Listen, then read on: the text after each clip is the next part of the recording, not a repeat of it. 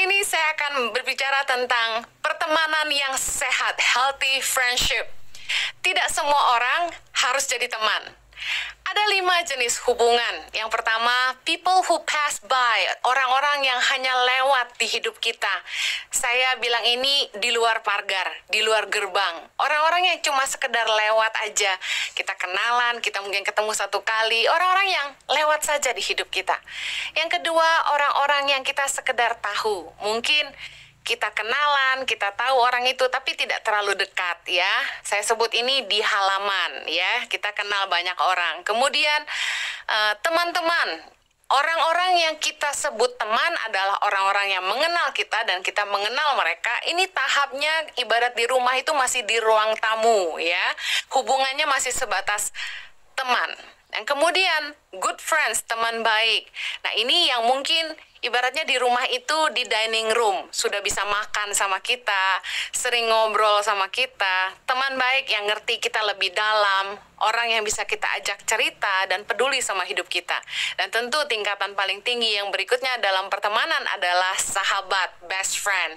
Ini diumpamakan dalam rumah itu dia sudah boleh masuk ke kamar kita, lihat kamar kita seperti apa. Nah tidak semua orang dalam hidup ini harus jadi teman. Kenapa? Ada 3 alasan. Yang pertama, teman menentukan masa depan. Teman itu akan menolong kita membuat keputusan. Keputusan menentukan masa depan. Banyak anak remaja ketika mereka naksir cowok atau cewek, mereka akan tanya sama temannya, gimana menurut kamu tentang orang ini? Ketika kita mau buka usaha, kita akan ngobrol sama teman kita, gimana menurut kamu kalau saya buka usaha ini? Teman berpengaruh dalam kita mengambil keputusan yang tentu menentukan masa depan. Kemudian teman juga membuka pintu kesempatan, the power of connection. Ketika kita dewasa, kita mau buka usaha maupun kita cari kerja, kita akan sangat butuh koneksi. Orang-orang yang bisa buka jalan buat masa depan kita adalah teman-teman kita. Makanya kadang-kadang mungkin orangnya tidak terlalu cerdas waktu sekolah, tapi karena dia pandai dalam bergaul, hubungannya banyak, koneksinya banyak, doors of opportunity, pintu kesempatan terbuka jauh lebih lebar untuk anak itu maju. Nah, yang kedua, kenapa tidak semua orang harus jadi teman? Pertemanan adalah investasi waktu yang berharga. Saya rasa nggak cuma waktu ya, investasi uang, waktu, dan hidup kita. Karena teman akan jadi bagian dalam hidup kita dan bahkan keluarga kita. Berapa banyak kita yang ingin anak-anak kita juga bermain, menjadi teman dari anak-anak teman-teman kita. Satu kali saya punya teman yang cukup dekat dengan kami, kemudian anak saya main dengan anaknya teman ini. Nah, tanpa saya sadari, anak teman saya ini membuli anak-anak saya. Nah, hati-hati ketika kita berteman dengan orang. Jangan paksa anak-anak kita untuk jadi teman dengan anak-anak teman kita. Karena mereka akan bisa memilih teman yang sesungguhnya. Dan yang ironi, selama bertahun-tahun kami berteman baik, anak-anak saya nggak pernah cerita bagaimana mereka dibully. Jadi, hati-hati. Karena pertemanan itu menentukan juga keluarga kita gitu. Masukan dari teman bisa membuat suami istri bertengkar. Pertemanan itu investasi waktu yang berharga. Kita pergi liburan bareng sama mereka. Kita sering makan malam sama mereka. Teman akan menjadi bagian hidup kita dan keluarga kita dan memakan waktu kita. Nah, tidak semua orang perlu jadi teman. Kita harus bijaksana memilih teman. Yang ketiga, hubungan punya kuasa memindahkan apa saja. Makanya nggak heran ya, kelakuan sekelompok orang itu sama ketika mereka berteman. Birds always fly with the same feather. Kelakuannya sama gitu, karena hubungan punya kuasa memindahkan bahkan keyakinan kita. Berapa banyak kita ikut keyakinan teman. Dulu waktu masih kecil saya bukan beragama Kristen, saya waktu itu masih beragama lain ya.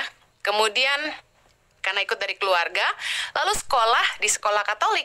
Nah, punya teman-teman yang sering ngajak ke gereja. Akhirnya saya dibaptis dan menjadi seorang Katolik waktu saya sekolah. Hubungan bisa punya kuasa memindahkan. Salah satunya keyakinan, ya.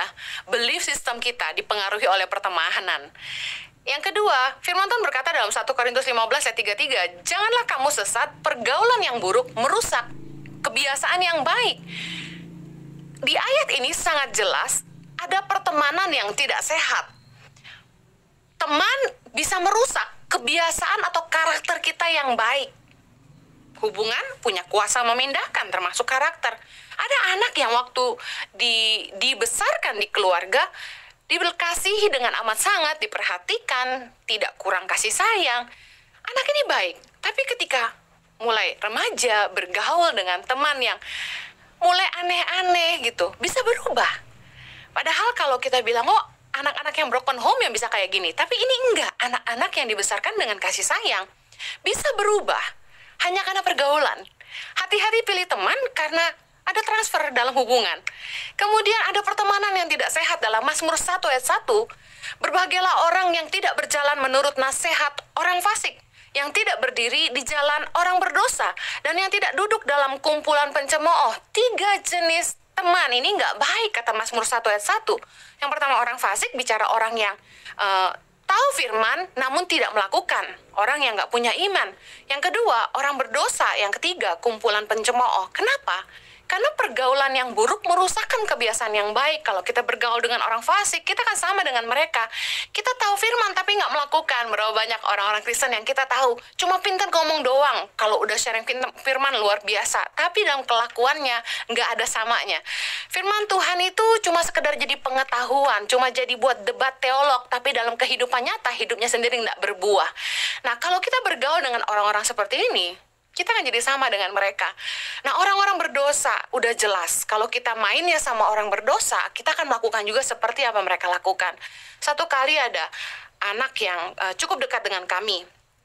Keluarga ini cukup dekat dan suaminya mulai dikirimi, maaf, foto-foto porno, video-video porno oleh teman sesama main gitu.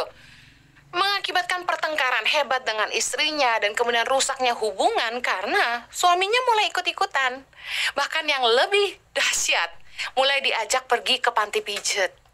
Kalau kita bergaul dengan orang berdosa, otomatis budaya, cara pikir, gaya hidup itu transfer semuanya. Kumpulan pencemooh, ayo, terutama ibu-ibu, jangan pilih teman yang sukanya ngegosip. Otomatis kita akan jadi seperti mereka. Diajakin ngegosip apa nggak asik. Tapi Tuhan berkata kita nggak boleh duduk dalam kumpulan pencemooh. Ingat, tidak semua orang harus jadi teman. Yang terakhir tentang hubungan yang tidak sehat. Pertemanan yang tidak sehat mencelakakan kita. Amsal 18 ayat 24. Ada teman yang mendatangkan kecelakaan, tetapi ada juga sahabat yang lebih karib daripada seorang saudara. Itu benar ya, sahabat tuh bisa lebih karib sama kita daripada saudara. Tapi perhatikan, ada teman yang mendatangkan kecelakaan. Berarti teman ini gak peduli kalau dia merugikan kita, gak peduli kalau dia mengorbankan kita, gak peduli apakah sikapnya terhadap kita membuat keluarga kita berantakan. Dampaknya itu buruk kepada keluarga kita. Contoh, ada pertemanan yang sukanya ngajak nongkrong di klub, di bar, malam-malam, minum sampai mabuk, lalu pulang ke rumah tengah malam, bahkan subuh. Otomatis istri nggak senang, ribut. Kemudian sering ngajak suami atau istri pergi keluar makan, nongkrong di kafe sana, restoran sini, nongkrong berjam-jam, jarang di rumah, sibuk sosialita gitu ya. Hari ini pakai kostum apa, foto di sana, foto di sini. Akibatnya nggak ngurusin anak, nggak ngelayanin suami, suami pulang kerja, istri nggak ada. Sama dengan suami-suami, istri nunggu di rumah seharian, berharap suami pulang makan malam, tapi nggak pulang-pulang. Kenapa? Karena bergaul sama teman-teman yang mungkin udah biasa hangout di luar sampai malam, nggak punya waktu sama keluarga, nggak punya quality time, selalu bilangnya sibuk, padahal nongkrong sampai malam cuma minum dan buang waktu aja. Banyak orang-orang yang nggak peduli apakah mereka membuat hal-hal yang mempengaruhi hubungan kita dengan suami atau istri kita, bahkan anak-anak kita. Saya sempat kesal dengan teman-teman yang minta Jojo untuk menolong mereka mengantar tamu-tamu mereka. Misal contoh, tur ke Israel pada saat Natal atau Tahun Baru, atau pergi ke mana gitu. Padahal itu momen-momen di mana seharusnya kita semua kumpul sama keluarga. Nah, saya berpikir gitu, kenapa mereka nggak bisa berpikir bahwa suamiku juga pasti harusnya ada di rumah. Pasti istri dan anak-anaknya berharap dia ada di rumah. Bahkan ada yang ngundang suamiku di hari ulang tahunnya. Bahkan berani bilang gini, gak apa-apa rayain sama kita. Apa mereka nggak mikir bahwa anak-anak saya juga mau merayakan dengan papahnya gitu. Bahkan ada teman yang sampai pinjam uang, gak peduli. Padahal suami kita sudah bilang, uang ini mau dipakai buat bayar anak sekolah. Tapi tetap dia mau pinjam. Akibatnya suami istri bertengkar. Berapa banyak teman yang mencelakakan. Baik, saya akan bagikan hari ini tentang 3 tips bagaimana memilih pertemanan yang sehat. Firman Tuhan dalam Amsal 17 ayat 17 berkata gini, seorang sahabat menaruh kasih setiap waktu dan menjadi seorang saudara dalam kesukaran. Teman yang baik adalah yang tidak meninggalkan kita di saat susah. Karena firman Tuhan berkata, menjadi seorang saudara dalam kesukaran, padahal dia hanya seorang teman. Ada pepatah berkata, hard times show real friends. Teman terbaik ditemukan di masa sulit. Buka mata Anda lebar-lebar di masa sukar, supaya Anda sadar, yang ada saat Anda susah adalah teman yang berharga. Ketika keadaan kita baik, kita berlimpah, semuanya luar biasa. Banyak orang yang seolah membutuhkan kita, mencari kita, mendekati kita, karena ingin mengambil keuntungan dari hidup kita. Tapi hanya teman-teman yang baiklah yang bertahan dengan kita di masa-masa sukar. Teman yang baik itu menemani dan menolong kita di saat-saat sulit. Semua orang bisa menghargai kelebihan kita. Sejauh kita masih punya kelebihan, masih memberikan keuntungan kepada mereka.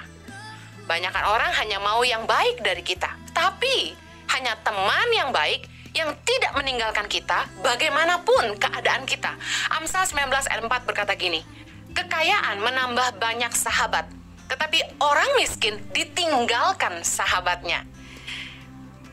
Sedih sekali kalau kita punya sahabat yang justru ninggalin kita di saat susah. Saya belajar banyak tentang ayat ini. Bagaimana kita bisa menilai siapa yang layak kita pertahankan dalam hidup kita dan siapa yang harusnya kita tidak usah buang waktu dengan mereka. Justru di masa-masa sukar seperti saat ini, adalah waktu yang tepat untuk Anda buka mata lebar-lebar dan lihat siapa yang bertahan bersama dengan Anda di masa-masa sukar. Teman-teman mana yang tetap ada untuk Anda di saat Anda dalam kesukaran.